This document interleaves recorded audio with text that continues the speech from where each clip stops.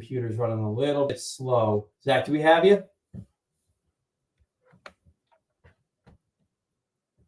Do I have you, Zach?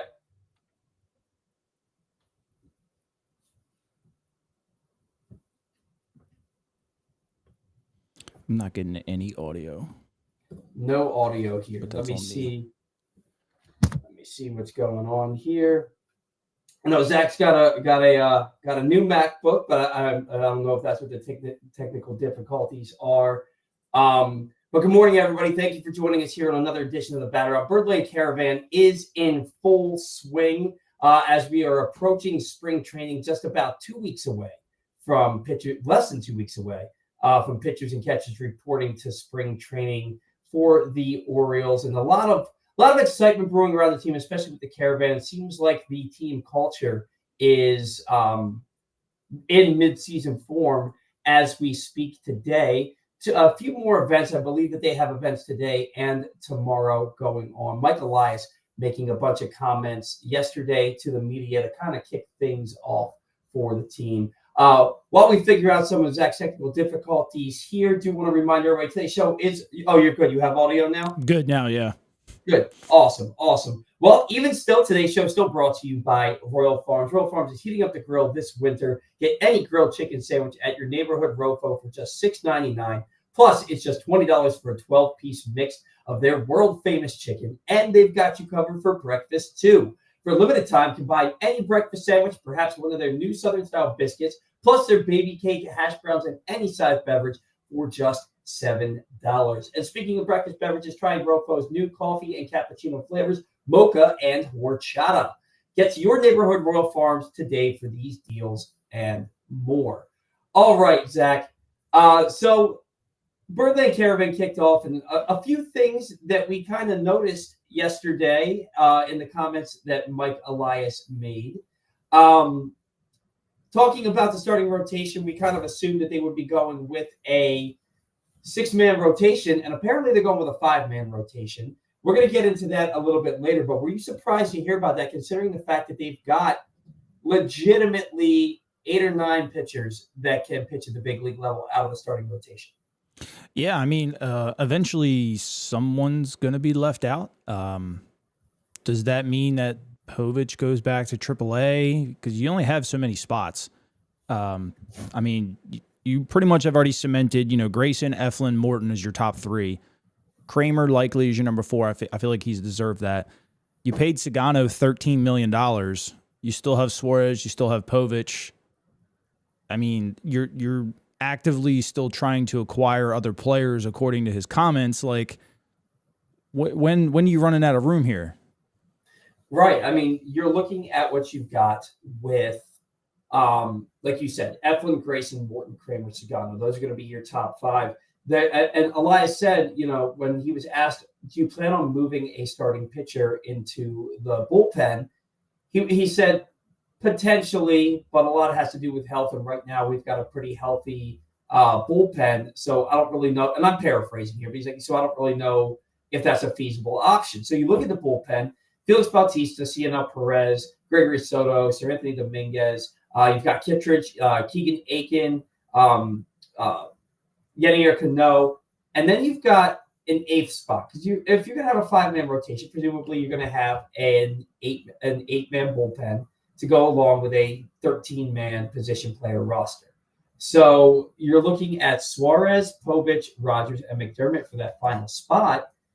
These are all starters. He's not committing to putting a starter in the bullpen, and you really only have one spot, which I would imagine Suarez has the inside track for because he doesn't have any options remaining. He was a key cog on this team, both out of the bullpen, but mostly out of the rotation last year. Really stepped up big in Grayson Rodriguez's absence down the stretch. Cade Povich proved that he began to prove that he's a quality big league starting pitcher. Trevor Rogers was a Rookie of the Year finalist as recently as 2021. Then Chase McDermott doesn't have a ton left to prove at the big league level, though I think he's on the outside looking in compared to the other 3.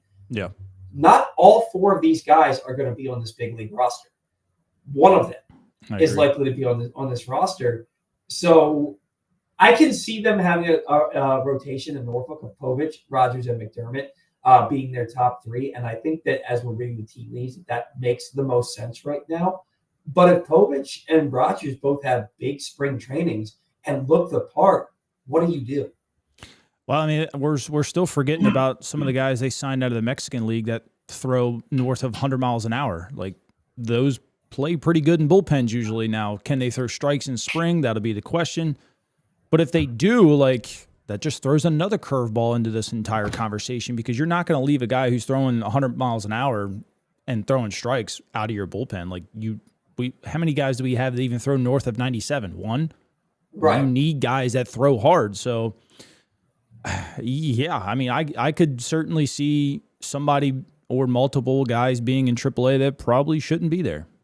Yeah, and then you talk about, you had mentioned that they stated that they're still in the market to acquire more talent to, make this team better. And that's what he kind of said based off of the questions about the starting rotation. And he said, I think we're targeting improvements to this team. He had excitement about the current roster and how they're well positioned to contend in the East, but also said, but we still have time on the clock before the offseason is over, and say there's still free agents out there and sometimes trades happen late. So, Michael King with the Padres, we were talking a lot this past week just over social media about how the Orioles could be the front runner to trade for him, but then he goes and signs a 1-year pact with the Padres with a mutual option for next year. That's added to these contracts a lot. It kind of lets them, like, he's going to get money regardless. So it kind of just makes things easier for the first year of that essentially 2-year deal. Yep. And basically what people are alluding to with that is that it means that he's probably not going to be traded. Is that kind of what you got when you saw that deal as well? Yeah, I mean, the deal is tailored to help them financially this year. But look, I mean, it's a business. If somebody gives them an offer that they can't refuse that makes them better past just this year, why wouldn't you take that? Like, that, this contract is also built for every other team in baseball too, like, because now he's movable. You didn't go give him some astronomical arbitration number. You gave him a very good number that helps a hell of a lot of teams in baseball too, not just yourself. Could he be a mid-season trade candidate? I mean, depends. I mean, if they fall flat on their face to start the season, yeah. And, then a team picks up, like $1 million to end the season or something like that. Like, every team in baseball will jump at that, especially for, what was the mutual option? Like 12 or 15 or something like that? I think it was 15 million. Yeah, I think it's 15, yeah. For a 1-year deal, Michael King, like, who wouldn't take that on? Right. I feel like every single team in baseball would. They give themselves an opportunity to financially afford him this year and also give them flexibility to trade him for some high-end pieces anytime, honestly. Yeah, to me, when I think it was Bob Nightingale that said it yesterday, that said that they got this deal done and it makes it so they don't have to trade him. And I'm sitting there and I'm like, I think it makes it easier. It does. To trade him. Especially to the Orioles, because they love 1-year deals. Exactly. 1-year deals with a mutual option. Like, they sign up for that in blood for a guy like Michael King. He immediately moves to the top of your rotation based off what he did last year and the prospect status that he had when he was coming up in the Yankee system. And then as a sidebar, you look at the Padres and you look at what they traded to get him. They basically traded why can't the most famous player in the world right now, and I can't remember his Soto? name. Yeah, thank you, Juan Soto. I think I was mixing Soto and Cano, and anyway, but they trade Soto to get Michael King as part of that package, basically because they knew that Soto wasn't going to resign with the Padres, and now they have a need they have a need for a guy like a Juan Soto, which is kind of funny that now that they're trying to trade that guy, that the team is completely broke, and I'm wondering what they're going to do. Could you imagine if they didn't trade C.J. Abrams and James Wood? Yeah. Like, your outfield would be James Wood, Jackson Merrill, and Fernando Tatis. That would probably be the best outfield in baseball, arguably against the Dodgers. And then you would have your shortstop that you're missing right now. Right. Yeah. It's the whole thing is just it's crazy what the Padres have kind of got themselves into, and to not have a ton of postseason success. Like, they got to an NLCS once or twice, but they missed the playoffs a couple of years after signing all these big name players, these huge contracts. And it's funny because we always compare the Orioles to the Padres, because it's like the Orioles are the number 25 market in baseball, and the Padres are number 26 or vice versa. And the Padres payroll seems to be $150 million above the Orioles every year, if not more. And now you're looking at why big markets have a hard time carrying rosters like that, because the Padres are in a situation where they can't spend any money, and they have to figure out what to do with the money that they are spending because they can't afford the players that they have on their roster. It's quite the cluster F over there in San Diego right now. But back to the Orioles. So looking to do a 5-man rotation instead of 6, you're going to have a roster crunch here. And then we also find out that Felix Bautista is not going to be a full go in spring training, that they're going to kind of ease him back into competition. It's going to be a slow ramp up for him. And Zach, you've been talking about this all offseason. The Orioles need to add a legitimate reliever with legitimate closing experience in case Felix Bautista isn't ready to go. And right now, I don't know that you can say that that guy's on the roster. And they're saying that Bautista's going to be ready for opening day. But even if he is he the mountain or is he just Felix Bautista? That's what I'm worried about. That's why I've been clamoring for another closer this whole time. It's a scary situation because if he comes back, okay, he's not ramped up. That's not good to hear. Like, I want this guy, hitting the ground running. So, okay, you ease him in. Okay, he's ready for opening day. Can he close a game if he's on the roster at opening day? Can he go more than 4 or 5 batters? Like, what are we getting? Is he throwing 100 miles an hour or is he throwing 93, 94? Like, I don't want that guy on the big league team if he's not throwing 100. Like 94, 95 for his fastball, probably getting hit pretty hard. So do you leave him down in AAA to kind of keep rehabbing? Or, I mean, I understand some people like Sir Anthony Dominguez. I think he's a great pitcher. Do I think he can handle the 9th inning right now in the AL East? Maybe. Effectively? I don't know. I mean, could he handle it? Sure. A lot of home runs. Right. I mean, and he's erratic at times. I mean, maybe he comes out and he pitches really well. That would be fantastic. They have closer experience, but it's in Soto, Dominguez, and Kittredge. Mm-hmm. 2 out of those 3, you don't know what you're going to get. And the other one is north of 35 years old. Mm-hmm. I mean, we just saw that with Craig Kimbrell. Could he hold it down for the first half? Sure. I wouldn't care. But a bona fide number 2 closer would have been great. A lot of those guys slot better in the 6th, 7th, 8th roles than they do in the 9th role. I feel like we talk about this every year. Yeah, and you look at, Carlos Estevez just signed with, was it the Mets or the Blue Jays that he signed with? Or am I? Estevez? Yeah. The Royals. The Royals. I knew it was a blue team. He just signed with the Royals. Tanner Scott signed with the Dodgers. The Orioles were rumored to be interested in him, but they didn't want to go 4 years on Tanner Scott.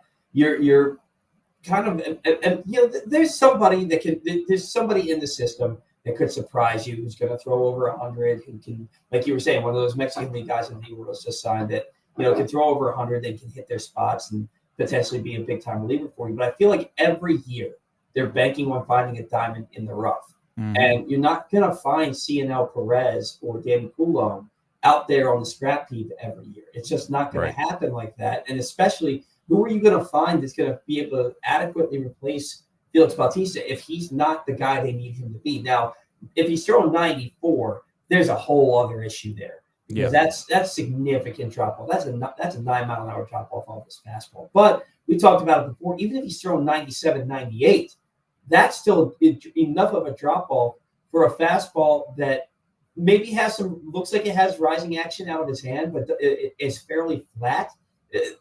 97, 98 gets hit out of the ballpark a lot, or at least or drilled into the gaps a lot in Major League Baseball. I do think that this team is really great at getting guys to come back and really developing guys and rehabbing guys. And I don't think that they're going to put him out there if he's not who they need him to be. Right. But at the same time, we saw them do that with Kimbrell last year to the point where they had no choice but to DFA him. Mm-hmm. So for me, I'm looking at this like, if they're going to ramp him up and that's what it needs for him to kind of be eased back in the game action, then he can get towards the end of spring training, maybe pitch back-to-back days at the end of spring training, and you're like feeling pretty good about him. Okay, I can live with that. If you're ramping him up, and it's the same thing as what we saw last year, where the first day of spring training, it's Kyle Bradish has a partial UCL tear, and John Means is a month behind the other pitchers. And then the next thing you know, they're lost for the season 2 months in. Yep. Yeah, that's not a good look. That's not a good look for the team. And somebody, Daniel Pitts has commented on this. He said, can we even trust Elias that he'll just have to ramp up? He seems to really downplay any Orioles injury. And that's kind of what I'm alluding to here. How serious is this? We heard he's been throwing bullpens since the fall. How is he? And we've been told all off season he's going to be ready to go in spring training. And now we hear less than 2 weeks beforehand that that's not the case. What's going on here? Yeah, that's. I mean, it's like the Ravens. You can't trust a single thing you hear out of it. Mm-hmm. Perryman had a knee injury that was only supposed to be a couple weeks, and it was season ending. Like, I'm not saying that Bautista is that situation, but like, I don't know. I'll take a silver lining on it. I've seen the bullpens. I know he was asked to stop posting the videos of himself, but we watched him with the videos with the string drill, which is a really great drill. So maybe with him, more focusing on hitting spots is nicer. I think we see him pitch once every 4 days, maybe in spring. I bet you don't even see him pitch a game probably for the first 2 weeks. Yeah. And look, he's probably down there right now. They always bring in injured players before pitchers and catchers, so he's likely there right now. Mm-hmm. And they probably have a pretty decent idea where he's at, and they might just take it slow. It all depends. We'll find out when pitchers and catchers report, because Mike will be there and he'll talk about it and stuff. I'm nervous. I always am in these situations. I was nervous with Kimbrel last year. I wanted Kimbrel to be the 8th guy, go get a real closer. Kimbrel in the 8th inning would have been really nice last year. Just with how we use our bullpen is what scares me. I mean, can Dominguez, if he's the closer to kind of start in April, can he go pitch 4 days a week, or right, 4 of the first 6 days? Like, that's how we use our bullpen. And we certainly know Felix is not going to be ready for that. They'll probably at least May, probably June.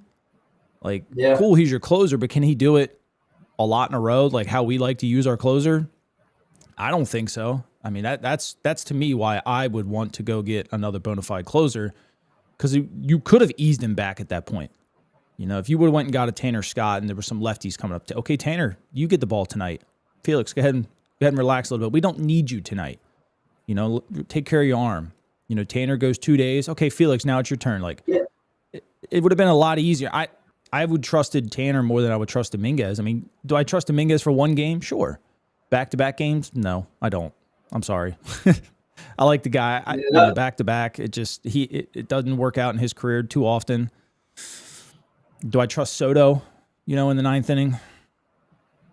Maybe. If he proves it last year, no. It's funny, though, because, again, we've said it on the show throughout this off season. When Soto came over here, the first, 2-3 weeks that he was here, we were, tightening up everywhere. Yeah. When he came into the game. So, because he couldn't throw the ball in the plate, and then when he did, he was giving up a lot of base hits. And now we're talking about him as this key piece to the bullpen. And yeah, he really turned it on down the stretch. The team pitched really, really well for them. But I'm not too old or too young to remember when we were nervous every time he came through that bullpen door. So to now be talking about, is he potentially ready for the 9th inning? I'm nervous about that, absolutely. And like you said, you talk about how this bullpen gets used. I'm a known. I'm quite averse to Brandon Hyde being the manager for the team. I've been outspoken about it for 3 years now. I kind of shut up about it in 2023 because the team was just too good. He didn't seem to do that. He couldn't get in the way. The team was just they were a wagon that year. But in 2022, I felt like he took them out of the playoffs. 2024, I felt like the bullpen and rotation decisions and his lineup decisions and pinch-hitting decisions down the stretch really cost the team. And so before we get into that, we got to pay the bills. I want to remind everybody, today's show brought to you by Help My Gambling Problem. If you or a loved one has a gambling problem, call 1-800-GAMBLER or visit helpmygamblingproblem.org for free confidential services. That's 1-800-GAMBLER or visit helpmygamblingproblem.org for free confidential services. The reason I bring this up is because The offense wasn't good down the stretch. The bullpen was, you were consistently seeing Cano, Perez, Webb, and Birch. well, maybe not so much Webb till the end of the year, but you were seeing Birch Smith, but really it was down the stretch. It was a lot of Cano, Perez, Webb. Dominguez, and Soto and Webb, and those guys seemed to pitch every single day, and the bullpen was perfectly fine in the postseason. The team gave up 3 runs in 2 postseason games, so it's not really on the pitching here, but you look at the decisions that are made, and pitching to Bobby Witt with the go-ahead run on base, which ended up being the winning run in both situations. Both times in the playoffs, he led the majors in batting and in hits, and letting that burn you. And in the second game is the most egregious to me because you had your lefty on the mound, Perez, who hadn't given up a home run in 2 years. With Bobby Witt coming up to the plate, you balk him and you let him face the lefty Pasquantino, who hadn't played in 6 weeks. But instead, you take Perez out, you put Cano in. Cano gives up the infield RBI single that was hit like 107 miles an hour off the bat by Witt. And then Pasquantino gets out as the next batter, but now the damage has already done. That run scored that ended up being the winning run. Why would you not just put Witt on base with 2 outs and face with a base open and face Pasquantino and not let that run score? And I look at that, and it's a microcosm of a lot of the decisions that Brandon Hyde made with his bullpen. You've talked with some former players who played for Buck Britton. He's on the Major League staff now. Robinson Chirinos is on the Major League staff now. You know, the Orioles, they're trying to put together a roster that can contend for a World Series. And really, we're trying to put the horse before the wagon. We've got to win a or game. Right. Before we can start talking about World Series contention. And how hot is Brandon Hyde's seat right now? And how much is he going to be under the microscope when it comes to these decisions? And furthermore, Zach, how many of these decisions are actually his in the game and with who's going to be in the lineup and so on and so forth? I put him in the kind of category that Joe Girardi had in Philly. This is your team. You have a very good team, but if it crumbles, a change will probably happen fairly fast. And when I mean crumble, I mean like be like 20-25. So it likely probably get 40, 50 games. I don't see this team doing that, but that would be a tall tale sign. The decisions with the bullpen are the toughest because I don't personally like how they use the bullpen. I know it's like an organizational thing where the guy gets just the 1 inning typically. I hate that. We watch other teams use their guy. He gets 2-3 innings. You know, if he's hot, just God, leave him out there. It saves other people. Like if Cano can get through the 6th and the 7th, like why not? I don't have to use Soto that night, or I don't have to use Dominguez that night. They're available tomorrow now, probably even healthier. But obviously, if multiple guys haven't pitched in a few days, then it's fine. But to consistently do that is when you wear the guys down. And our bullpen, and I was on the radio with Glenn on 105.7 earlier this year. At one point, our bullpen was ranked like 8th in baseball early in the season. Like they were pretty decent. And then the more they got used and the more they got used, they finished 26th or something like that. They got destroyed. They just the second half is brutal. Yeah, it's too much use. And then when you get down late in the year, like as fans, we're never going to hear it. So and so's down today. You might hear like, okay, because it's obvious, Cano pitched 3 days in a row, he's down. But when you walk to the ballpark one day, you might not know that, Sino Perez just doesn't feel good, or Cano just doesn't feel good, or, they've got, something going on with their stomach, they can't keep any food down. We don't hear that too often. So when you look at it, you're like, man, why are you using this guy? Like, he just, stunk last night, or why are you using this guy, or why are you not using this guy? Because honestly, we don't know all of it. You only get tids and pieces because you don't really want the other team to find out either. So some of those decisions are based on that, and it makes him look bad because we don't know.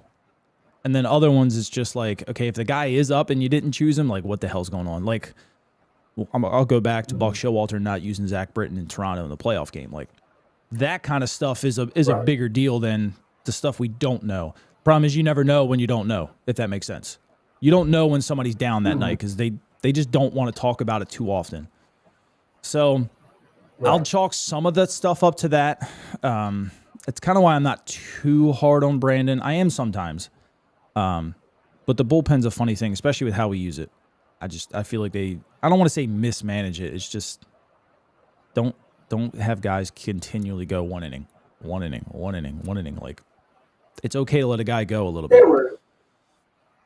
There were games where there was one game in particular early in the year. I think they were playing Kansas City. It may have been the game that Adley hit the or maybe it was Toronto. It may have been Toronto where Adley hit the walk-off home run where what's his name? Kevin Brown had that epic call, truly Adley. Oh yeah.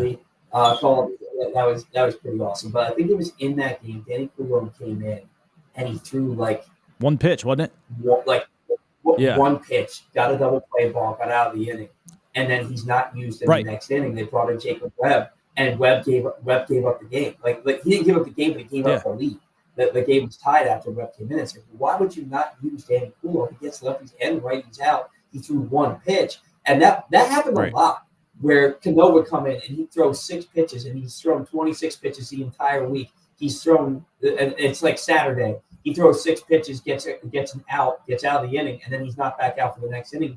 Why are you taxing your bullpen when you don't need to? When you have guys that can get dudes out who haven't thrown a lot of pitches. Maybe it's because it's 2 ups and they threw a lot of normal pitches. I don't know that stuff. But for me, you're wasting your bullets. You're absolutely wasting bullets. And so, like, I want Brandon Hyde to be a manager that instills a lot of confidence in me. I want him to be a guy where he makes a move and I'm like, I totally understand that move. For me, he's not that guy. And I want every year I want to give him the benefit of the doubt, and then by midseason I'm like losing my mind over the stuff that he's doing. And like, trust me, I don't want to be outspoken about it, but at the same time, like, I have a show, I have a responsibility. I'm not going to not say how I feel about these situations. If people think it's negative, I think I'm being realistic. And then you look at the fact that he has now had Buck Britton and Robinson Chirinos added to his staff after a lot of us. And the calls for his head were getting louder and louder as the season wore on, especially in the second half. A lot more people were jumping on the Brandon Hyde's the problem train last year.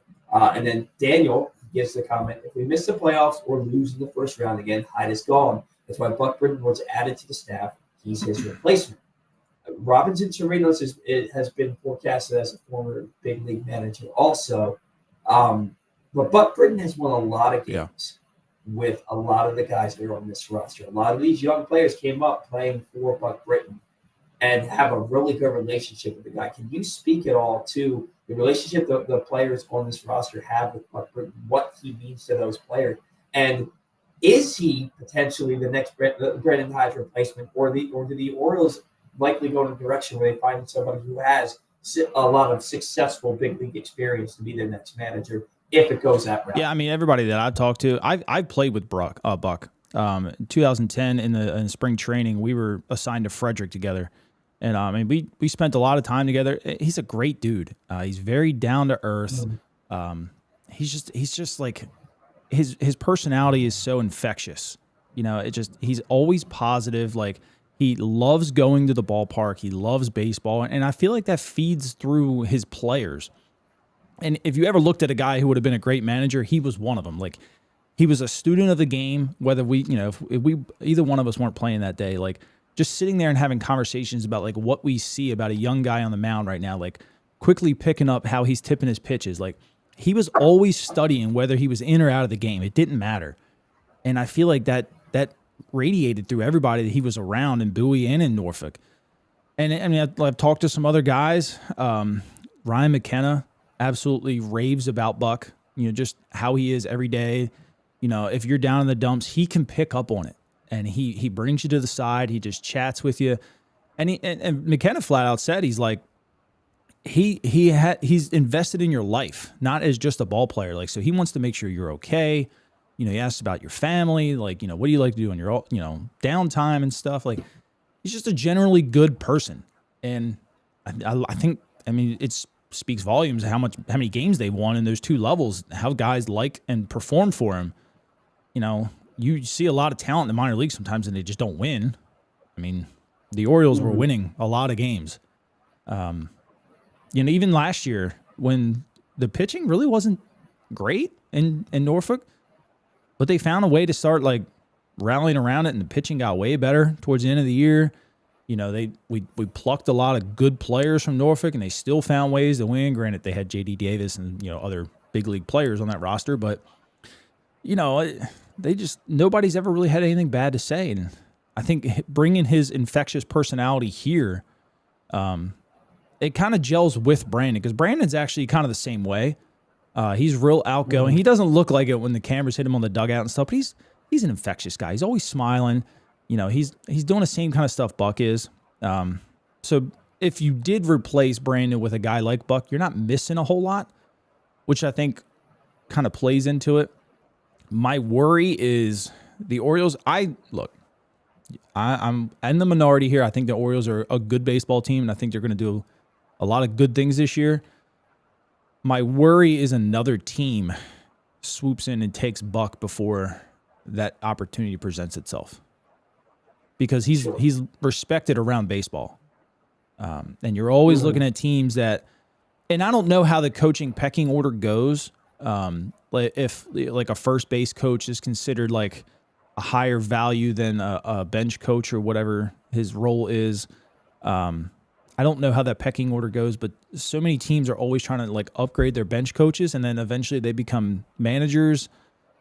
Whether that be in the minor leagues first or not, I don't know. I don't know how the whole pecking order goes, but I would be afraid that somebody tries to poach Buck at the end of this year.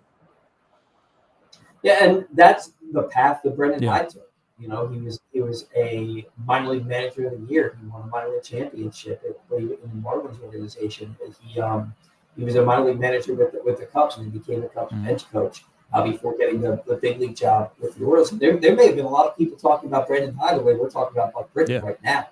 You know, and I look at a guy like Buck Britton, and I see a guy who has the qualities that you said, but then on top of that, like he wins. He wins baseball games, and these guys, because of that infectious personality, because he's a baseball lifer, and he just really is a student of the game. It seems like these players tend to gravitate towards him. My only concern is if the Orioles feel like they need to move in a different direction and off of Brandon Hyde, Buck Britton's going along the same path as him. Are they going to be reluctant to hand the next managing job to Buck Britton? Because look, we just tried this. We just had a guy who was a minor league manager, became a big league bench coach, and we gave him his first managing gig. And we had success, but not the success we were looking for. Do we want to go down that same path again, or do we want to go out there and get the Terry Franconas of the world? And so you have to kind of wonder what their mindset would be moving forward if they decide to move off of Brandon Hyde. And then there's also Robinson Chirinos, and we've heard it a number of times that he's believed to be a future big league manager.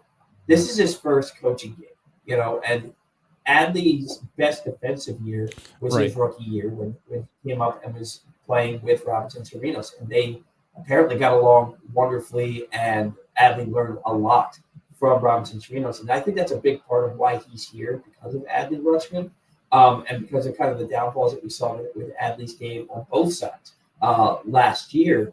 But I also think that, you know, there has to be a little bit of let's see what this guy can do and how he interacts with the players from a coaching perspective.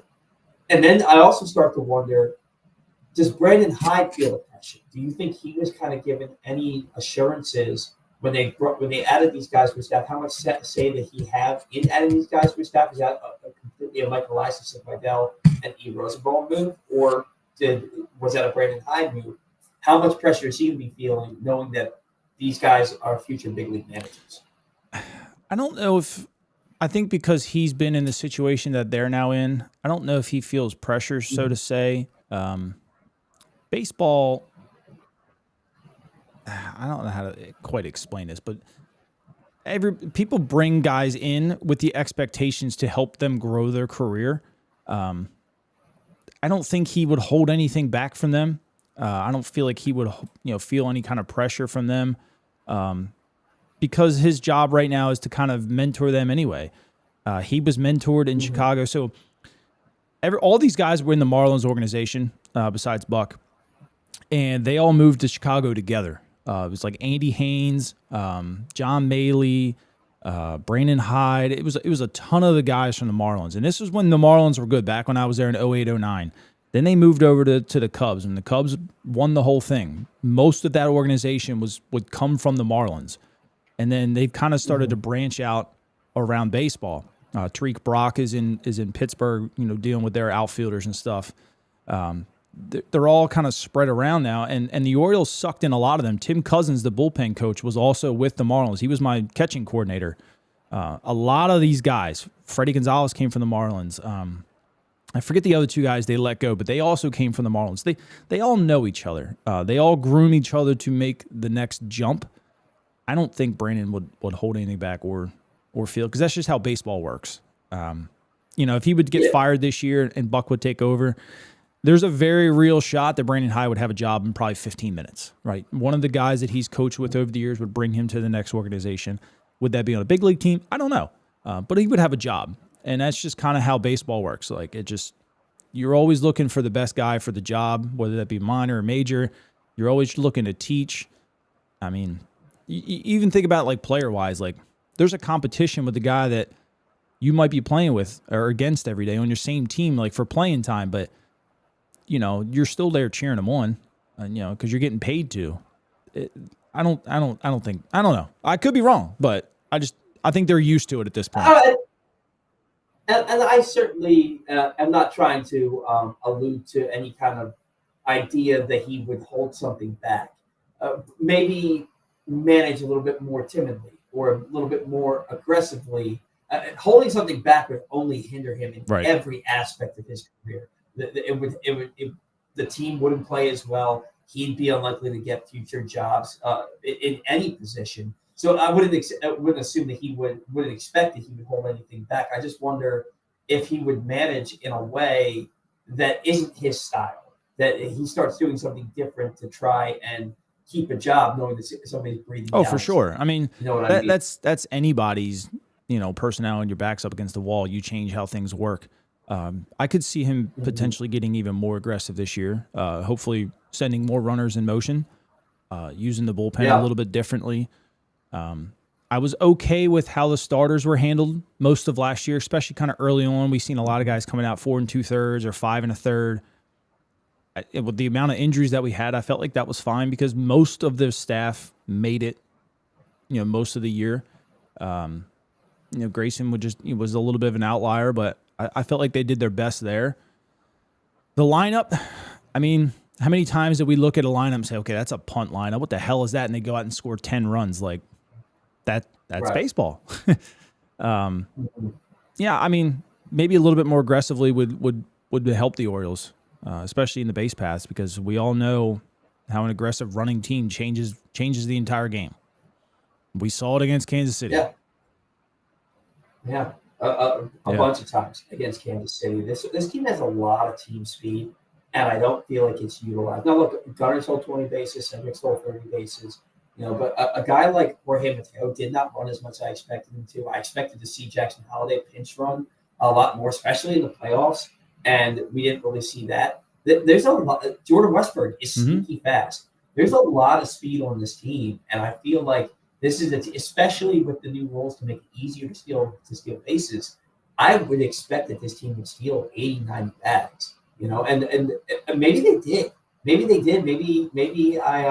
But I felt like at the beginning of 2023, when those new rules were implemented, the bigger bases and all that, they stole like 5 bases on opening day. They stole like 12 bases in that first series against Boston. And then slowly but surely, they just stopped stealing bases. It looked like you were going to have 50 steals from Cedric and 75 steals from Jorge Mateo. And the next thing you know, they both had a season about 30, 35 steals, which is good, but not the way that they started. I just feel like this team does not run as much as you would expect. Today's show brought to you by Glenn Clark Radio. If you missed anything from Glenn Clark Radio this week, including conversations with Trey Mancini, Mike Bordick, and all the college lacrosse coaches in the state of Maryland, you can find them all now in the Glenn Clark Radio Week in Review feature at PressBoxOnline.com. And as always, watch or listen to GCR every Monday through Friday at 10 a.m. At PressBoxOnline.com/radio or right here at Facebook and YouTube. And, we kind of started shifting towards that lineup a little bit. And Zach, you and I both have a general wonderment about this team with regards to who is going to hit third for this team. Yeah. Last year, it was either Anthony Santander or it was Ryan O'Hearn. When the offense really started to struggle in the second half, they moved Gunnar into the 3-hole. He did not flourish there. And I think a lot of that, Zach, was putting a lot of pressure on Gunnar to get this team out of the dumps when their offense really started to become stagnant.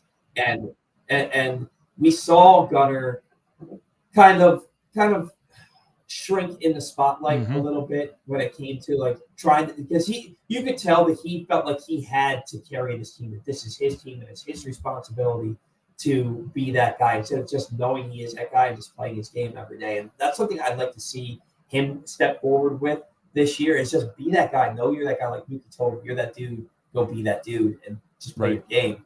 But I think that Gunnar should be hitting third for this team on opening day. I think he should be their 3-hitter from day one. Maybe you have Kowser leading off. Maybe you put Mullins back in the leadoff spot. But I think that Gunnar Henderson is your best and most productive hitter. He should be hitting third in your lineup. But I don't think that's what's going to happen. I think he's going to be hitting leadoff to start the year. You had mentioned this to me last night. Who should hit third for this team? Because right now, outside of Gunnar, there's no leading candidate in my opinion. Yeah, I actually just pulled it up here. The entire roster who hit third last year. Now, Heston only had 3 at-bats, but he had 2 hits. Ryan McKenna hit 1,000 with 1 at-bat. But when you look at everybody who primarily did it, so Mountcastle had it in 38 games, hit 258. That was the best. Ryan O'Hearn had it for 50 games, hit 250, second best. Gunnar had it for 33 games, hit 246. 5 home runs, respectable. Mountcastle and O'Hearn both hit 7. And then Santander had it for 40 games, hit 230 with 13 home runs. Now, O'Hearn had the most RBIs, and Mountcastle had, or then Santander, then Mountcastle, and then Gunnar only had 17. I think what really killed us was all 4 guys struck out over 30 times. And especially when you look at Gunnar and Mountcastle playing only 30 games in that role, you're looking at a strikeout per game. I don't know. So look, and I said it to you last night. I don't know if Jordan Westberg is the guy. I feel like he's probably our most complete hitter. He only had 3 at-bats last year in the 3-hole, didn't get a hit. I'm not going to hold that against him. I had no idea Cedric Mullins ever hit in the 3-hole last year. That's impressive. Nick Maton even hit in the 3-hole. So they tried everybody, it looks like, and it just didn't pan out. Well, those guys are probably in where maybe Mullins didn't start right. As a defensive replacement or something like that. You know what I mean? Yeah, I mean, I think right now Westberg is probably your best bet for right now. Long term, I think this team benefits if Jackson Holliday becomes a leadoff hitter. A guy who comes in and walks a ton, uses the whole field. Look, if Holliday can come up and hit 260 in a leadoff spot with his speed, and you can let Gunnar hit in the 3-hole and without much pressure, especially with Tyler O'Neill behind you this time, if it's against a lefty. But I think this year we'll have more guys that are going to put the ball in play a little bit more. I'm a big fan of Heston's bat. I think he controls the bat very well. Westberg, same thing. So there's more protection this year. Having those guys behind Gunnar in a 3-hole, if he gets there, it's not a dog against Anthony Santander, but with him hitting behind Gunnar, yeah, there was a power threat, but there was a big strikeout threat too. So I don't think that Gunnar saw his best pitches. But with a guy like Holiday getting on first, even if Adley gets out next. But now you have the threat of speed. Last year we didn't have a whole big threat of speed when Gunnar was hitting a 3-hole. The threat of speed turns a sharp slider at your knees into a fastball because you're worried about guys running. And Gunnar can turn that fastball into Utah Street real quick. That's how things kind of start to move together. Now, with Gunnar leading off, does he pose a running threat? Sure. Not as much. I don't mind Kowser leading off either. If he can see some more pitches. I just think Westberg right now is probably, to start the season, is probably your best 3-hole hitter. Just because I just feel like he handles the bat well. 2 strikes doesn't matter. He can hit the ball to right field. You throw it on the inside, he'll hit it in the left field for a line drive. You make a big mistake, he's going to drive it out of the ballpark at any point in the field. And I expect a big year out of Westberg. I think he hits north of 275, close to, if not more than 30 home runs. He just has that kind of bat control that he can do all this. I just don't know if they're going to use him or not. See, ideally for me, right, and you and I think we both agree on this. Maybe the timing of it is a little bit different, but we both agree that by the time the season is over, Jackson Holiday is going to be your everything. I hope. I think that's what's going to happen. I look at him. I look at the on base abilities. I look at the hit tool. I look at the speed, and I think that he is a prototypical leadoff hitter. And as out of your leadoff spot, he's going to hit 20. He reminds me so much of Jose Altuve. Just a smaller guy that just has good bat control, a good eye. I can punish. See that. Yeah, he'll punish a mistake. He has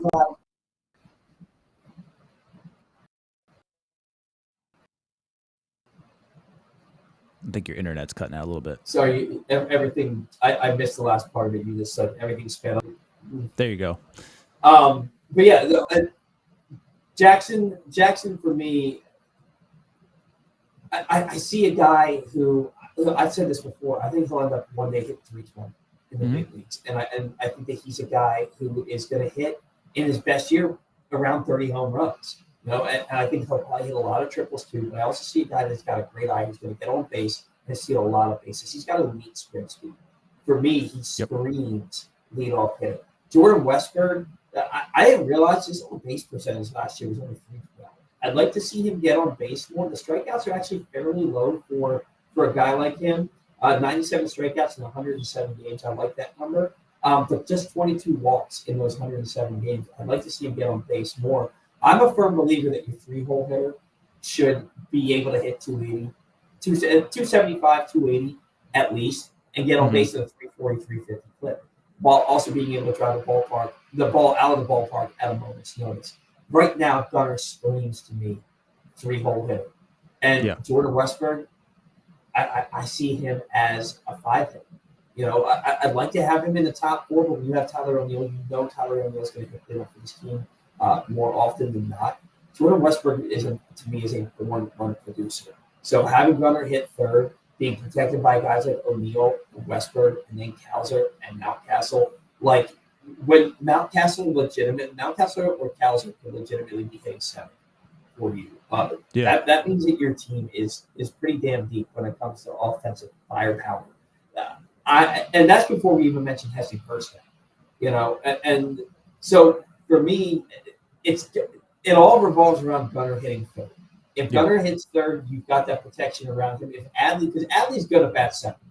He's hit second for 2.5 years now. Even when he was posting a sub 520 OPS down the stretch, he was still batting second for this team. So Adley's going to bat second for you. And if he's Adley, right, he's your 2-hitter because he gets on base at a high clip. He's got a great eye. And I think he's more the player that was, the starting shortstop, the starting catcher in the All-Star game the first half of the season than he was the guy who couldn't put the bat on the ball the second half. So, but it all revolves for me around Gunnar Henderson batting third for this ball club moving forward. That said, unless Jackson Holiday has a huge year, a huge spring, Gunner's going to be batting leadoff. It's going to be somebody like Ryan Hart, who's going to be who's going to be batting third for this team because he did a lot last year. Brandon Hyde trusts him to pay him $8.5 million. And to start the year, he's going to get as much, if not more, playing time than Hesse Kjerstad because he's been there, done that at this point. Kjerstad still has a lot to do. So we have our feelings on who should hit third, but we both realistically know who likely will to start the year. But a lot is going to change with this offense as the season progresses. Because there are a lot of guys that we have a lot of faith in, like Kjerstad, like Holiday, like Cowser and Westberg and Gunnar, who are going to take even more steps forward this year. So, I'm definitely excited to see what's going to happen with this offense for sure. Yeah, I think the thing with Westberg is it's shocking. I'm pulling it up now. He's a 250 career hitter against lefties, but against righties, he's 270. Yeah. That's a pretty decent kicker. Look, if I'm facing righties, put Westberg in a 3-hole. Because I mean, unless you want to use O'Hearn or something like that. But for him being a reverse split guy, that's just weird. He's only got 6 career home runs versus lefties. Now, granted, only 89 games compared to 162. So, I mean, yeah, it's cut in half. But, I mean, O'Hearn, is he good enough to do it against righties? Sure. Same thing. He controls the bat very well. He hits the ball to all parts of the field. He's a tough 2-strike hitter. Is he a power threat in a 3-hole? No, not really. Not every at bat, so to say. You make a mistake, he'll hit it out. But if he hit third, that's fine. I don't have any issues against it. I still think maybe against lefties, likely Tyler O'Neill, unless they want to do Mountcastle first and then O'Neill, because that's 2 really big bats in a row against lefties. The left-handed lineup, I think, is going to be a punt for a while, and until they, besides 3 and 4, obviously.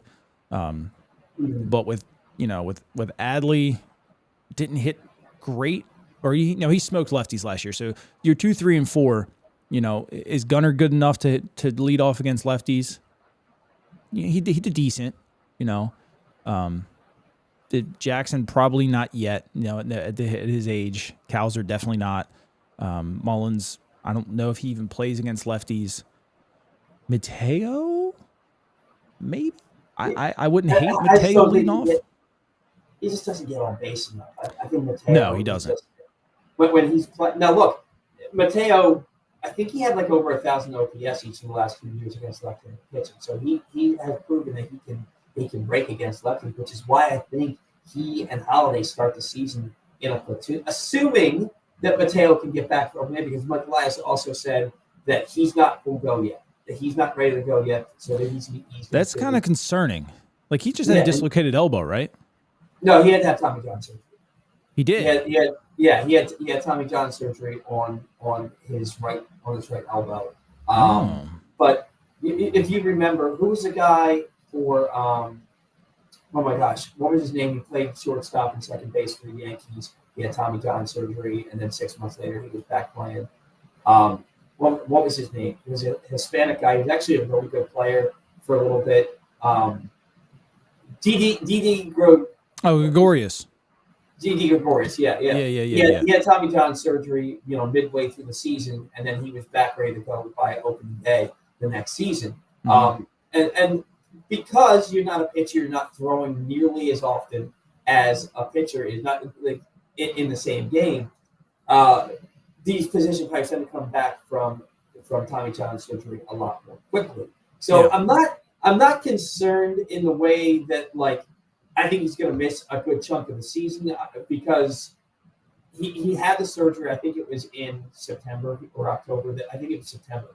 He ended up having the surgery when they realized, like, look, he's just not coming back. And the fact that they ever thought he was coming back, when you saw his arm bend completely backwards, like that was never going to happen. So for him to not be a full go just yet, it's only been about 5-6 months since he had that surgery. I think the timeline for position play is more like 6 to 8 months. So if he can get back towards the end of spring training, but that also gives you that they would not commit to him being ready on opening day, where they were much more confident in Felix Bautista's availability for opening day.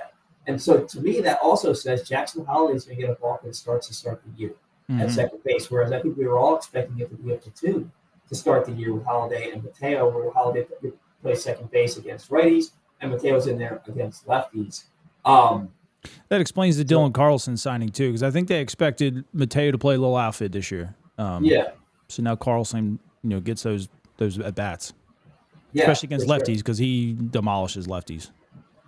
So now I want to ask you this and before I do that, today's show also brought to you by PressBox's annual Best of issue, which is available now. On the cover, we celebrate our Mo Gavin Sports Person of the Year honoring Lamar Jackson, and inside, a collection of the top people, performances, and moments of the year in local sports. You can find the Best of issue all throughout the region, including at 60 Royal Farm stores. And you can read it all right now at PressBoxOnline.com.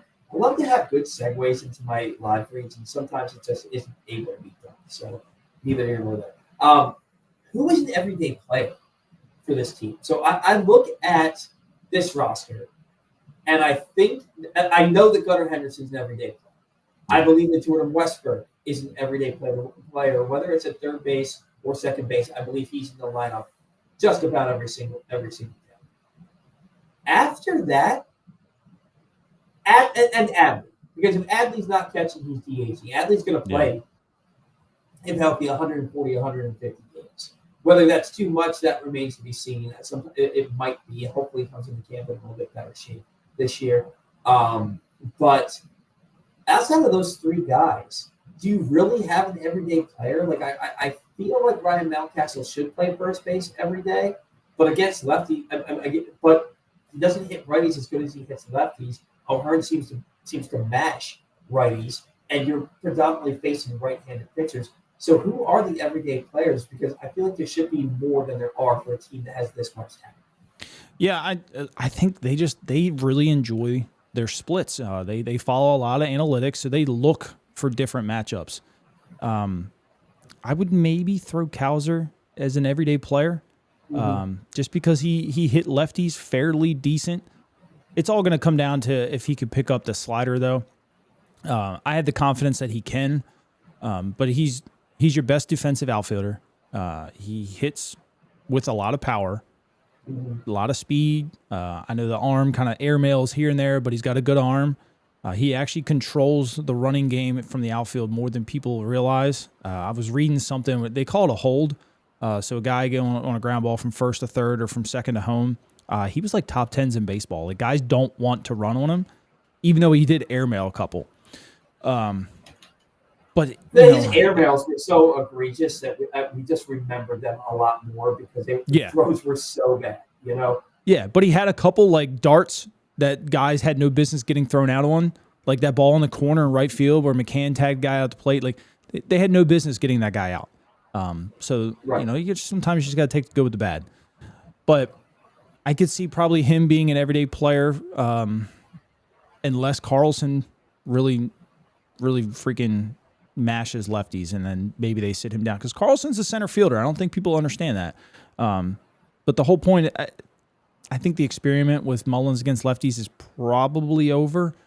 They might give him a couple opportunities, but hit really well against lefties down the stretch, and he hit that home run in the playoffs against Ravens. For the Orioles' only run. So Mullins may never hit 279 again against lefties like he did in 2021. But I think that Brandon Hyde gained more trust in him towards the end of the year last year against left-handed pitchers. Yeah, well, they also didn't have another option, but that's true. But that also allowed Mullins to get more at bats too. So there's that whole equation too. I mean, some of these guys might be better if they got more opportunities. I mean, we clamored for Ryan O'Hearn last year to get more opportunities, and I think the first game was really bad. But then after that, like, he started hitting lefties better. Mm-hmm. So I'm always on the fence against that. I'm not a huge splits guy, but they seem to have it all over the field. I mean, Ramon Urias is a reverse splits guy who hits righties pretty dang good. Carlson hits lefties extremely well. Tyler O'Neill extremely well. Heston hits righties extremely well.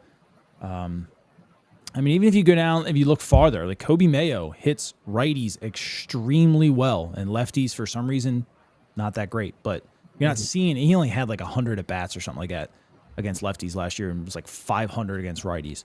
you don't see too many decent lefties in AAA anymore. I mean, once you're good enough, you're in the big leagues. But that's probably the problem for some of these young guys coming up, like Cowser and such, not because you're just not seeing the level of competition you once did because injuries are so high on the mound nowadays. Right. I mean, we can think, just 5 years ago how loaded AAA would be with we call them 4A players, but they're pretty decent arms that would be down in AAA, kind of like stuck. You don't really have that anymore. It's a lot of young guys, and if you're a halfway decent lefty, you're getting a shot somewhere. Yeah, for sure. So it's kind of hard, but all across the board. I mean, first base, they have a platoon.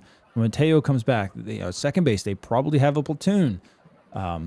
I don't know how you would platoon Westberg at third, but they're probably going to find a way, whether that be Westberg at second and Ramon at third sometimes here and there. I don't know. The entire outfield is a platoon. That's just their thing. I don't think they're really looking for an everyday player. They would love to have Gunnar Henderson sit down a little bit more often than they do, let him DH. But now they do with Jackson. They have that ability. Last year they really didn't. So many fans want to see Gunnar move over to third base and potentially have Jackson play shortstop. And Jackson's arm's not good enough. Not good enough to play shortstop. I shouldn't say that. It's good enough. It's not elite. Gunnar Henderson has an elite arm. Yeah. And he has elite range. And did he screw some balls up last year? Yeah. But he also made some pretty freaking good plays. Yeah. More times than not, we were watching him go and get balls that he probably shouldn't have, or a ball deep in the hole where he probably had no business throwing that guy out, and he did. He's going to get better. I have zero issues with Gunnar Henderson staying short. Zero concern about Gunnar being a shortstop. It seemed like there was a point last year where it seemed like every night he made one play where you're like, I cannot believe he made. Yeah, you come home and watch it 5 times, every night. He's that dude over there. And you were talking about Colton Cowser and his arm. I looked it up. 96th percentile for arm strength. Yeah. 50th percentile for arm value, which means that a lot of those throws were pretty errant. And that when you have an arm like that, you feel like you can make every throw. And so then you try to make every throw, and a lot of times you overthrow it, and it comes out the way it did with Colton Cowser. And that's a young player. He's trying to do a lot at the big league level. As he settles down, becomes a more seasoned player, I'll bet you see that arm value metric start to tick up quite a bit. Oh, for sure. With big league coaching and him getting more comfortable in his own skin at the big league level, he's gonna become a much better, much more accurate thrower, because we know the arm strength there is the accuracy. Don't be shocked if you see him wearing black tape this year above his or underneath his on his wrist on the glove hand, and a little bit of pine tar going to be on there. Just a little bit. So? Oh yeah, I used to do it. Is that allowed for players, like for position players? Yeah, because think about it, how many different balls get thrown out every freaking pitch, right? You got a brand new baseball. Sure, it's mudded a little bit, but it's a brand new baseball, and it gets hit right to you, and you got to make a play, and that's a slippery ball. So a lot of position players, you don't cake it on there, obviously. But you do just enough. And I mean, you just kind of rub your fingertips on it every so often, especially when it's 100 degrees outside and you got sweat just dripping down your whole arm into your fingertips and stuff. You got to touch it every so often. And then you wipe it on the ground, because remember, you're allowed to do it on the mound. You can touch it as long as you don't go to it's your lips. You can lick your fingers, but then you have to wipe it off. But it's the same thing. You can touch it, wipe it in the grass. Your fingers just have a little bit more traction. I think somebody maybe Adam Jones might be putting that little bug in his ear this year. That would be something to look out for, man. That's one of the cool things. A lot of cool things about having you on the show, man. But getting that little bit of an intel from a former professional player. I used to put it in when I was a catcher. I would put it right here, like that little seam inside the glove. So when I would catch it, I'd rub it, and I'd throw it back. I never knew the position players did that. You know what I mean? And you're right. You're sweating like crazy. At any time that you put the ball is put in play or made contact with, they throw it out and get a new baseball. They must use 300 baseballs every game. I think it's more than that. It's like they use a ton of baseball, so it would make sense if he wanted to get kind of a little bit of that tack so that he could, get a little bit more on his throw and be more accurate.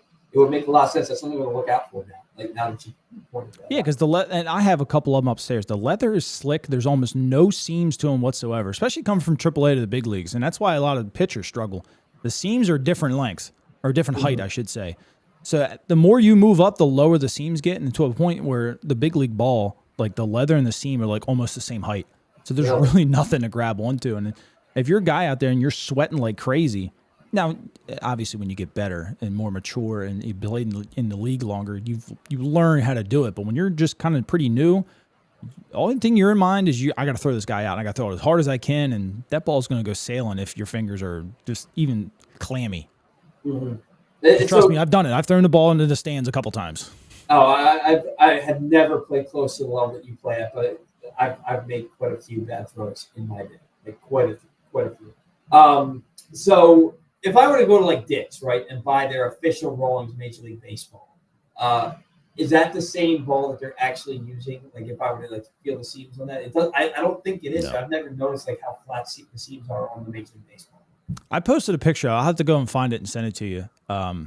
It's pretty bad. Like I started with like a college ball, and then like just the rookie ball. They're kind of similar, and then like each level that you moved up, it just gets smaller and smaller and smaller. And that's why a lot of guys are like, "Oh, these guys can't throw strikes at the big league level." Like that's why Sagano's been in the States for a little while, because that ball is also different. You know, it's still little things that a lot of people just don't think about, and it takes time to learn it. You would think that the baseball would be universal. No. You would think that it would be. Nope, the weights are different and everything. It's crazy. It's crazy. Today's show brought to you by County Sports Zone. Find every score from every high school sporting event all year long at countysports.zone. Proudly sponsored by your local Toyota dealer and buyatoyota.com. You know, this is maybe the earliest this entire offseason that we're getting to the fan interaction here, but we're going to get into it. Birdland, he wants to say, I think he said this last week, I still say our pitching rotation is just as good as the team that won 101 games 2 years ago. Look, they've got veterans in there. They've got a more seasoned Grayson Rodriguez. Their rotation is going to be good. I think the bullpen is going to dictate how good the rotation is. They don't have that ace, and I don't think they're going to get that ace. I think they're hoping that Grayson Rodriguez takes that step forward, but I think they're done. I don't think they're making any significant trades to bring in a legitimate top of the rotation starter, and there's nobody out there on the free agent market left. So this is what their rotation is right now. So I think it's good. I don't know how great it is. I think it's balanced. I think it's probably the fairest word to use. They're not great. They're good. They're not bad either. And when I say balanced, like this rotation is more than capable of completing 5 innings every night, in my opinion, with less than 4 runs. I mean, if this rotation gets you every night through 5, we'll say 2 to 3 runs. Obviously, there's going to be blow-ups here and there. It happens. But majority of the time, we'll say 75% of the time, they're going to win a lot of baseball games. Now, it just comes down to how good's the bullpen. Because in 2023, the bullpen was freaking lights out. I mean, that was peak Cano. That was, coming off peak Perez. Bautista was just throwing lights out. They had, it was when the bullpen showed up, the door was shut. I mean, that was the best way to say it. 7th, 8th, and 9th, the door was closed. If you got to that point with a lead. Last year, it wasn't.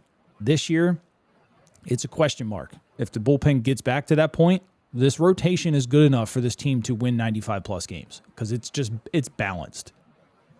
I look at this team, right, and you look back at 2012, right? 2012, the team, they went from 69 wins to 93 wins. They make the postseason. Jim Johnson, it converted like 51 of 54 save opportunities. The bullpen was every main cog in that bullpen had an ERA below 3. That bullpen, if you go back and look at that 2012 bullpen, they were absolutely phenomenal. Yep. Then you look at 2013. Jim Johnson saved 50 games, but he also blew 9. He blew 9 saves that year. The bullpen wasn't as good. 2013, they were a good team. They weren't great, and they missed the playoffs. Fast forward now, 2023, a solid rotation, not great, but a solid rotation. with a lights-out bullpen, they won 101 games. 2024, you don't have Felix Bautista. Craig Kimbrell couldn't get dudes out the second half of the season. You lose you lose Webb and Cooler for extended stretches in the second half, and then suddenly your bullpen, which really the piece that you were missing was Felix Bautista in 2024. They were good. They were not great. When everybody got hurt, they were awful. And it's very similar to 2012, really good team. 2013, good team, not quite as good, and they missed the playoffs. 2023, amazing team, gets to the playoffs. 2024, good team that could have been even better than 2023 without the injuries. They get to the playoffs, but they don't do anything. I think that there's a lot of similarities there. Birdland Sports says, I think the bullpen is just as good, if not better, than it was 2 years ago. I believe in Felix. I believe in Dominguez. I believe in Dominguez in an eighth inning role. I believe in Felix if Felix is Felix. If Felix is the mountain as opposed to just Felix Bautista, right? If he is that guy, this team could win 95 to 100 games because he's the best he's the best closer in baseball. He's got a long way to go to prove that, and the fact that they're saying it's going to be a slow ramp up for him, he's not full go to start spring training, that's where the nerves come in, because what's the contingency plan otherwise? Yeah, I mean, I'm with you on Dominguez. I trust him in the 6th, the 7th, the 8th. You just don't know. The 9th is a whole different mentality. And, I mean, Dominguez has done it in his career. Soto has done it in his career. I don't know. It's just scary to not know. Excuse me. I would have just felt better with Tanner Scott because he's done it, and he's done it in big moments. Kirby Yates would have made me feel pretty good. I don't like having question marks, and I feel like this team has now. Did they pan out a lot? Sure, but we've just always seemed to have question marks. I guess that's the beauty of the business. Then I don't know. Yeah, it's if everything goes according to plan, they're in a good spot. But we saw last year. I mean, this team was the best team in baseball. And then in a 3-week span, they lost Kramer for a month. They lost Means for the season. They lost Radish for the season. They lost Tyler Wells at the beginning of the year. The team went from being the best team in baseball to just a good baseball team. And they have that potential to be that way again. Now, look, the Dodgers are clearly, on paper anyway, the best team in baseball. I think the Orioles have an opportunity to get right back to where they were in 2023. But you're expecting a lot of things to go right unless you're telling us that you can't really expect. You can't depend on that. Right. And speaking of that, some things that need to go right. Jackson Holliday, Tyler O'Neill. John Doe wants to know our thoughts on Jackson Holliday and Tyler O'Neill this year. Zach, I'll let you start off with this one. I just think you look at Jackson's pedigree. I mean, he's grown up around the game. His dad was a pretty damn good player, in my opinion. And Jackson just kind of has that mature demeanor to him. I don't think he's going to let last year bother him whatsoever. He's just going to go and put the work in. Get back to what got him there, watching good pitches, not chasing the ball too often, using the whole field, driving the ball when a mistake is made. It's different at the big league level. And we watched a lot of guys come up, struggle their first little stint, and then they come back the second time and they're really freaking good. And we've had multiple players on this team do the same thing. Gunnar kind of struggled at first. Remember when guys wanted to send him down? Adley was pretty bad at first. Jordan Westberg was okay. Kowser was real bad. I just think he falls right in line. He comes back this year and has a really good season. Tyler O'Neill, look, they could either hide him from righties and he's fantastic, or they can let him play against righties and he's kind of just, the numbers overall are more in the average line. It just depends on what they want to do with him. A healthy Tyler O'Neill is damn good, in the field especially. And at the plate, in my opinion, you keep his ass out of the weight room and he'll stay healthy.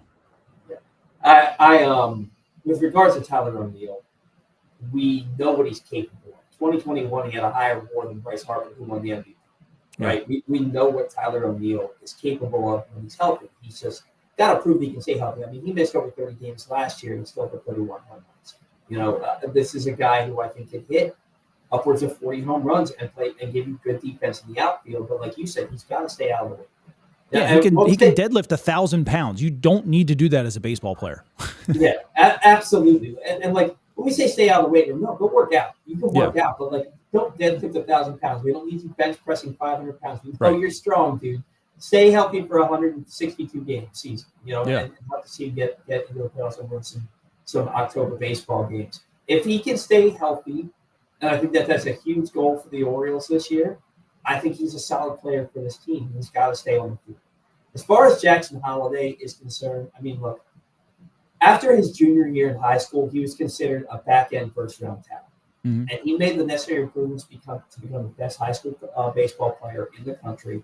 Was the first overall pick in the draft. He set a goal for himself to make it to the big leagues in 2 years. He did that. He got to the big leagues in 2024. He did what he said he wanted to do. It didn't go the way he wanted. You're not going to convince me that Jackson Holliday, the son of Matt Holliday, didn't give everything he had into this offseason to make himself that much better of a baseball player. I think that he's going to be eye-popping for some people. I think you're going to see a completely different player from day one, from opening day on. And you're going to see a guy driving the ball into the gaps, especially to the opposite field, laying down a lot of triples. Do I think he's going to hit 320 this year? No. Do I think he's going to hit 260 to 280 and get on base at a 350 clip? I 100% think that's what he's going to do. Yeah. I think that people are going to be talking about Jackson Holliday in the same regard as they talk about Gunnar Henderson by the time the season's over. I think he's going to surprise a lot of people who wrote off a 20-year-old who was getting his first taste of big league push. Randall, he wants to know who has more time attached, Padres King or Seattle Brian Wu. I looked it up when I saw this at the beginning of the show. Brian Wu is not a free agent until 2030. So he has 2030? God, that's going to take a lot. Yeah, so he has a lot more team control. So Brian Wu would be the guy, which means that the Orioles would have to give up probably a Basayo and a Mayo to get somebody like that. So and Michael King, he could be had. He absolutely could be had. I don't think that the Orioles are trading for a top of the rotation starter. I think they're looking into it, but I think they want somebody at their price, and I don't know how many top of the rotation guys are out there that the Orioles are going to get at a price. Right. It's not going to be like last year. Yeah. Randall, Padres Adam would fit nicely in the O's bullpen. I looked up Jason Adam for the Padres. He started out with the Tampa Bay Rays last year, got traded to the Padres. That's a really good dude, a really good pitcher. Had a sub-2 ERA last year. He's been sub-3 for the last 3 seasons. Bad 2021, but he really didn't become like a full-time bullpen presence until 2022. He's been lights out ever since. Would love that guy. How much is it going to cost to get him? Are you going to get him in a package with a Michael King or a Dylan Cease? What are you going to have to give up in that package to get them? Zach, your thoughts on would the Padres be willing to trade Jason Adam, especially after trading for him at the deadline? I don't think the Padres are looking to move anybody that has team control, especially cheap team control. They're only looking to part ways with guys that, one, they're probably not going to sign so they can refill, and they just don't have enough in the minor leagues to field a team next year right now. Now, if they get their ownership stuff figured out or whatever, then they're probably fine. If it goes to court and gets really ugly, they might be shipping a whole bunch of guys off. So it really just depends. I think right now they're down bad and they're trying to hold on as long as they can, but I don't know. It's sad for baseball, but you kind of had to see it coming. When they trying to spend. I mean, it started with Eric Hosmer. When they gave that lucrative contract to him. And then you got Machado and Tatis and Bogarts and Luis Arraez is making way more money than he probably should be, and they're going to just try and get rid of guys that they can. I mean, they might move one giant contract. It just depends on who wants to take that on. I don't know. Might be Manny Machado. Who knows? Yeah, there's a number of big contracts there, and I also just don't think they've won enough baseball games to justify it. You signed all these guys, and you have, I think, 2 NLCS appearances, but you still haven't found a way to get past the team in blue that's always looking down at you in the division. So it's. I mean, good for them for trying. I mean, their fan base had a good time doing it. They showed up almost every night. A lot of fans.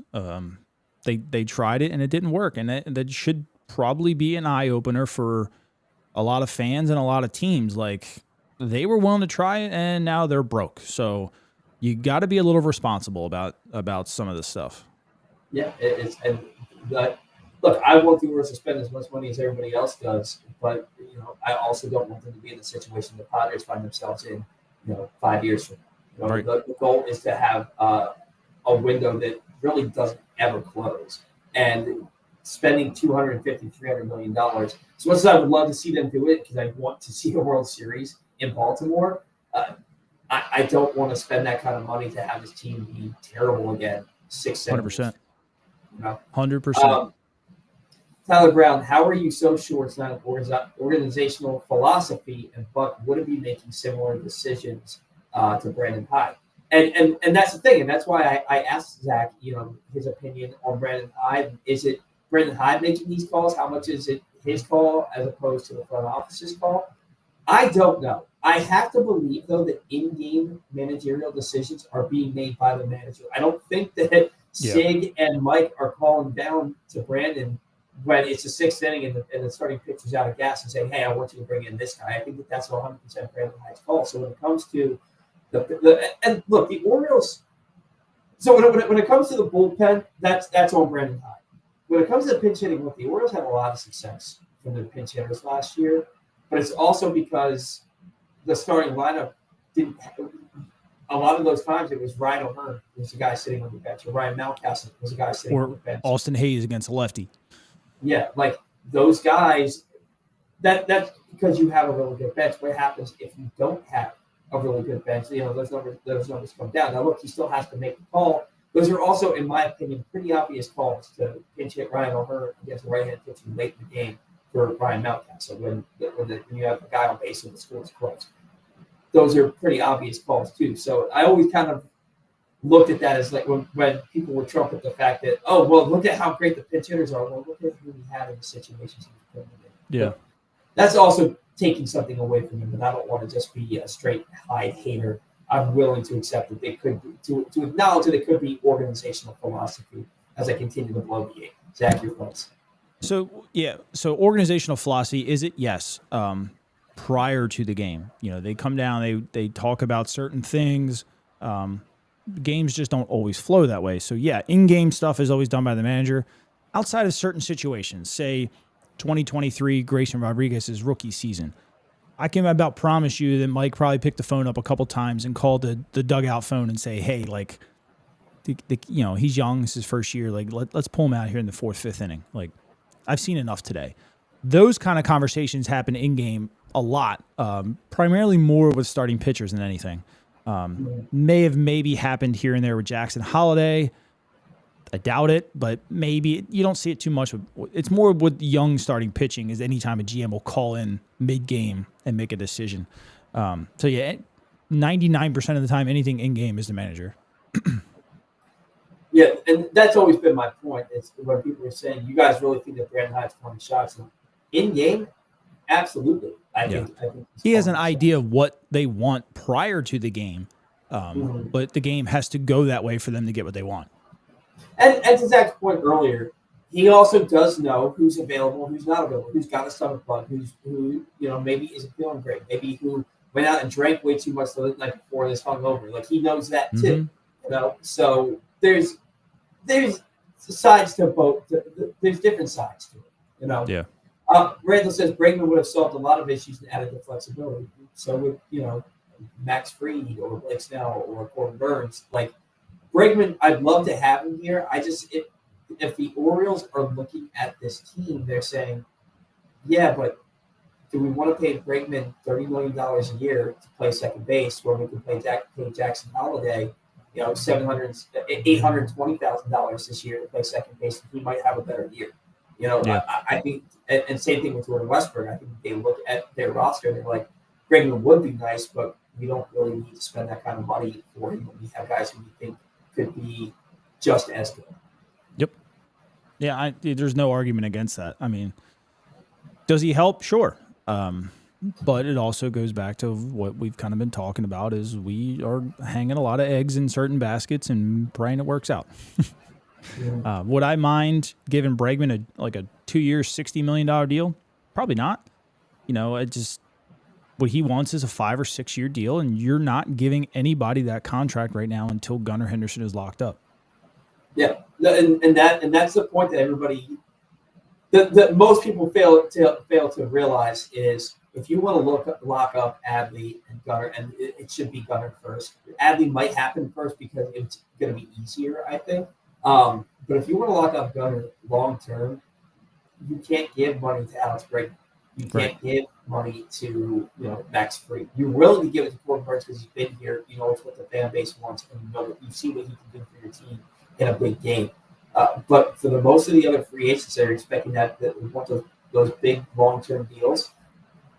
Well, then say goodbye to Gunnar. When his arbitration eligibility is. So it's the give and the take of the game. Yep.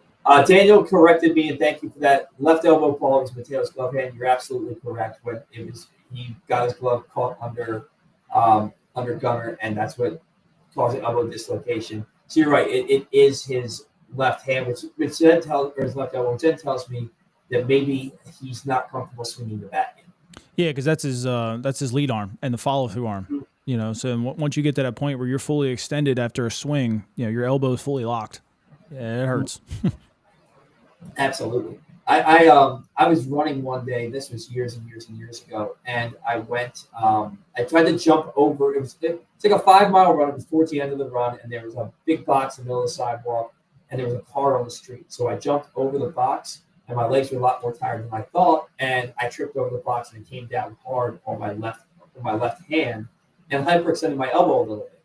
I can't tell you how many times I went to the batting cage, even to this day, where I will overextend my lead arm and my elbow really hurts. One time I was just walking in a restaurant, I just reached my hand up to touch a boot, and it sent this shooting pain down my elbow, and I barely touched it. The elbow is no joke, especially with the lead arm when it can get bent backwards like that. It's no joke. Yep. So he's probably still experiencing lingering pain from that injury when he swings it back. Randall says Arias got a lot better the more he played last year. Ramon Arias is a quality baseball player, and he hits really well for runners in scoring position. He doesn't quite play the same defense at third base that he played when he won a Gold Glove in 2022, I believe it was, but he plays still solid defense at multiple positions. I don't think he's made an error at second base. Mm-hmm. He's a lot better at second base than people think, and he can play shortstop and pinch. The thing about Ramon Arias is that he's a good baseball player. He's not a great baseball player. He was a great player on a bad Orioles team in 2021. You've gotten to the point now where you don't want to start him over Westbrook. You don't want to start him over Holiday. And so that's the only reason, when you would be in the lineup, you'd be like, I don't want to see Arias play. I want to watch Jordan Westbrook play. And that's where all the ire came. But he is a good baseball player on a lot of good baseball teams. The Orioles are kind of into that great team realm where Ramon Arias is a bench player. He could start for more than half the teams in baseball. Yeah. Anything else? Any other comments that you kind of are dying to talk about it on the show today, Zach? I think Daniel pitches one about Ryan Brazier. I mean, maybe a decent fit. He hasn't pitched a whole lot. As far as much as we use bullpens, I want to see guys with 50 plus appearances. When you're sitting in below 40, I don't. At that point, you're in Keegan Aiken status, where you're only pitching really every so often if the game's out of hand. And I don't know if you're going to waste another bullpen spot for that. Not with the way that we use the bullpen. But could he help? Is his stuff good enough? Yeah. I just don't know. He hasn't done it in a long time where he's had 60 plus appearances. And I just, if you bring somebody in, you need somebody capable of going 60 plus appearances and not falling off in September. Yeah, and that's the whole point is the Orioles bullpen as it currently stands good? Yeah, the Orioles have a really good bullpen right now. So you're not going to bring in somebody that's just another face in the crowd, right? Yeah. You're looking to bring in somebody who takes your bullpen into that elite status, into that Cleveland Guardians, New York Yankees status as far as the bullpen is concerned. With Brian Brazier, I don't think he does that. Yeah, it's like Jacob Webb. He was a good pitcher. He made some outs for us, but You upgrade him with Kittredge, and that's a solid upgrade. And Brazier, I don't really see him as an upgrade to too many guys. Maybe whoever, like we were talking about earlier, who's that eighth guy? Maybe. But is he better than Cano? I don't know. I don't think he's better than Dominguez.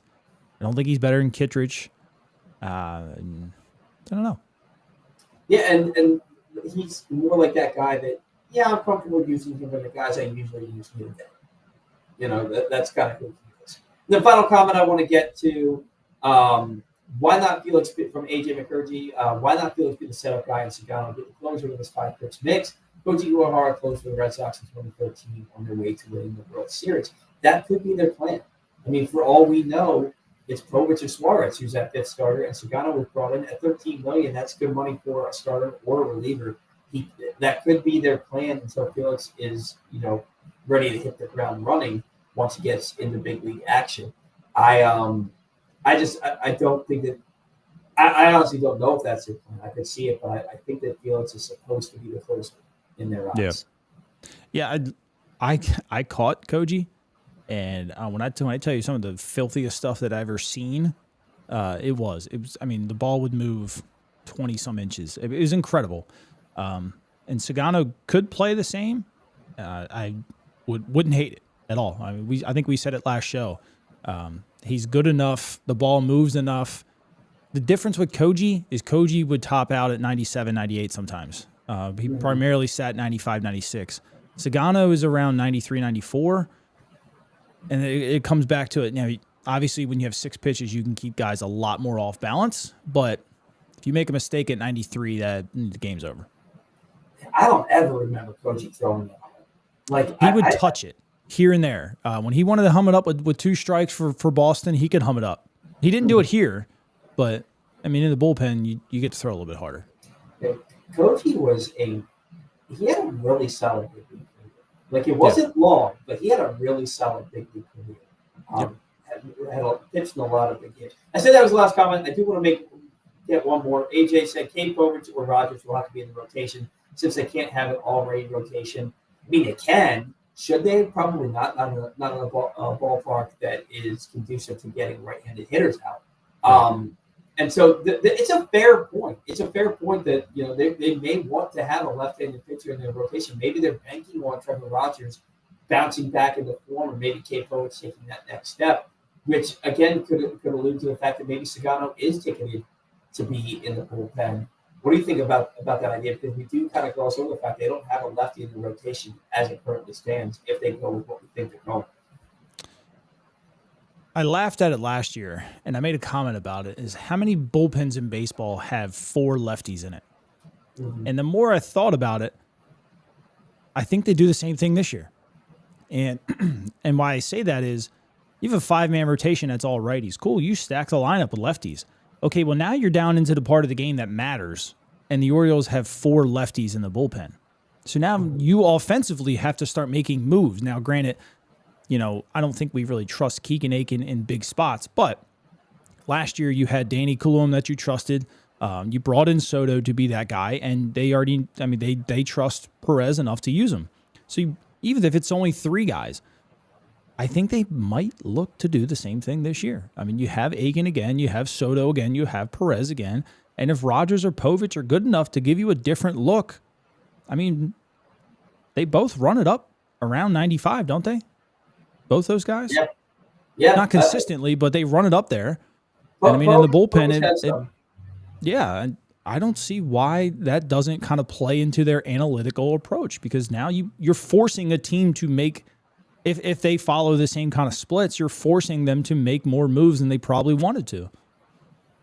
Yeah, and look, this team, and that's why I love baseball, and that's why I love this time of year when we start to get closer and closer to the baseball season, because you don't know what's going to happen. You don't know what to expect. You have no idea what the team is going to do. You think you do, and then they do something that you didn't even think about, right? Yeah. And this team, this entire pitching staff, from rotation through bullpen, has a ton of guys in it that can either throw to a 2.5 to 3.5 ERA or a 4.5 ERA. They could be really, really good, or they could be really mediocre or bad. And, it's exciting because we're all banking on them being really, really good. And then we'll all be arguing and being mad online in June and July if any of these guys isn't pitching up to what we think their capabilities are. And that's the beauty of the game of baseball. So I actually wanted to touch on that because I talked about it a little bit with you. Is where's that fine line that Mike Elias has to walk? Because you got to trust your guys, right?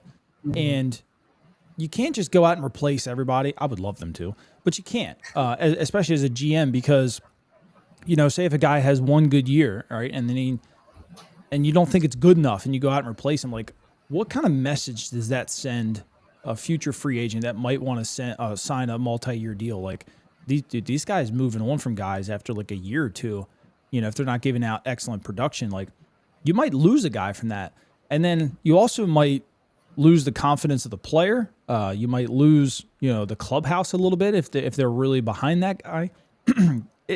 That fine line that he has to walk right now is sucks, to be honest with you, because he has to trust his guys to basically perform. Like, and I think he's doing it maybe a little bit more than he should, but you kind of have to.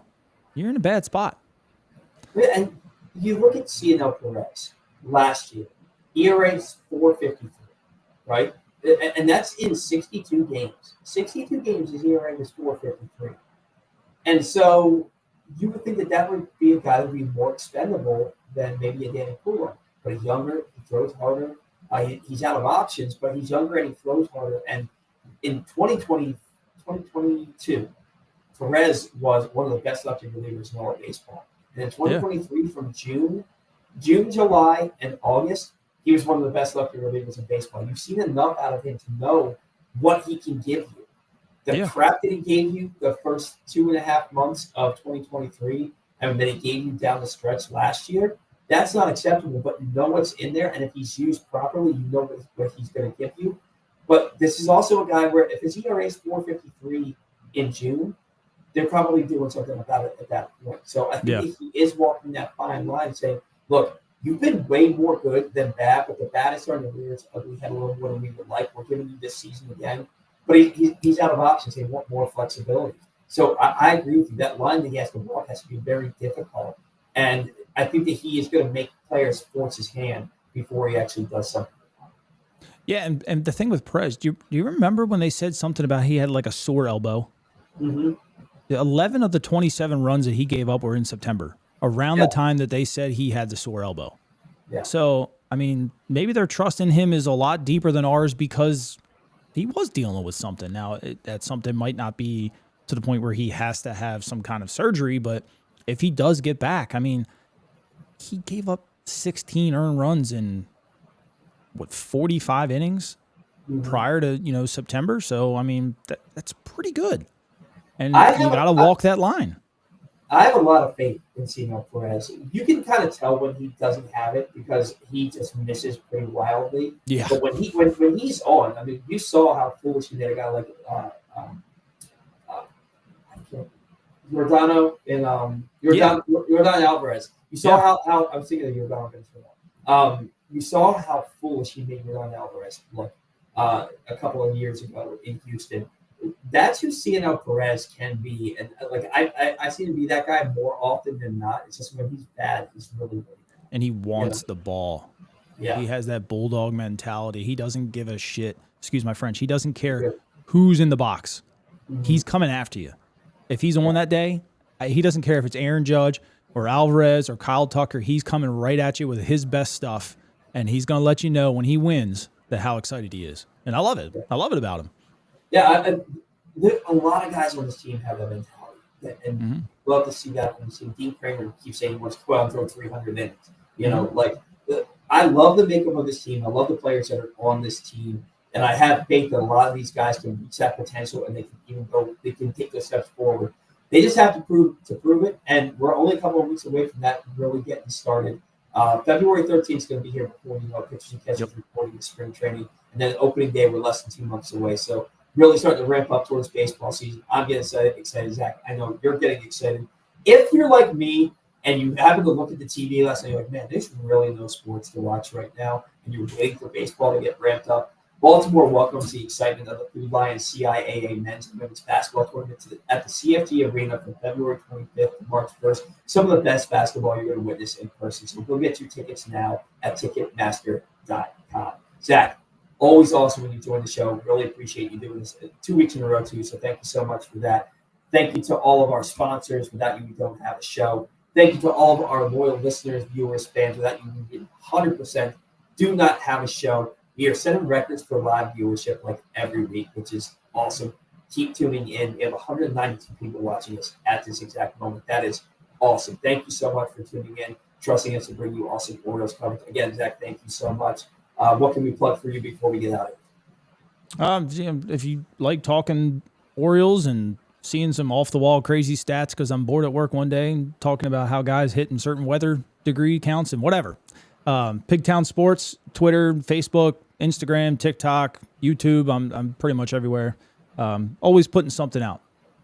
Yeah, that is for sure. He texted me at like 4:45 in the morning the other day about a particular trade, and I happened to be up most mornings at that time. But that's what happens when you become a dad. So yep. That was cool. I was like, oh yeah, this guy's awake texting me about baseball. That's a true baseball life. That was cool. All right, guys.